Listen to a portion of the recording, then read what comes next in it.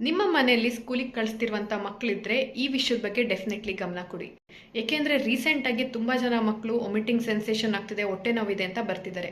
ನಾನು ನೋಡಿದಂಥ 3 mistakes parents ಮಾಡ್ತಾರೆ, ಅದ್ರ ಬಗ್ಗೆ ಹೇಳ್ತೀನಿ. ಇದು ನಿಮಗೆ ಹೆಲ್ಪ್ ಆದರೆ ದಯವಿಟ್ಟು ಅದನ್ನು ಸರಿ ಮಾಡ್ಕೊಳ್ಳಿ ಮತ್ತು ಬೇರೆ ಪೇರೆಂಟ್ಸ್ ಜೊತೆಗೂ ಕೂಡ ಶೇರ್ ಮಾಡಿ.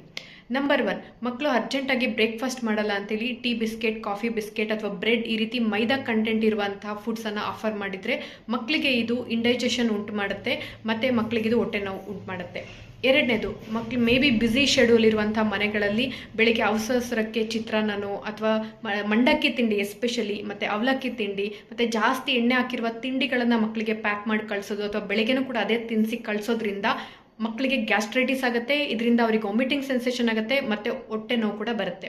ಮೂರನೇದು, ಮಕ್ಕಳು ನಾವು ಸ್ಕೂಲಿಗೆ ಕಳಿಸಿದಾಗ ನೀರನ್ನು ಚೆನ್ನಾಗಿ ಕುಡಿಬೇಕು. ಎಷ್ಟೊಂದು ಜನ ಮಕ್ಕಳು ಯೂರಿನ್ ಬರುತ್ತೆ ಅಂತ ವಾಶ್ರೂಮ್ ಯೂಸ್ ಮಾಡಬೇಕು ಅಂತ ಕುಡಿಯೋದಿಲ್ಲ.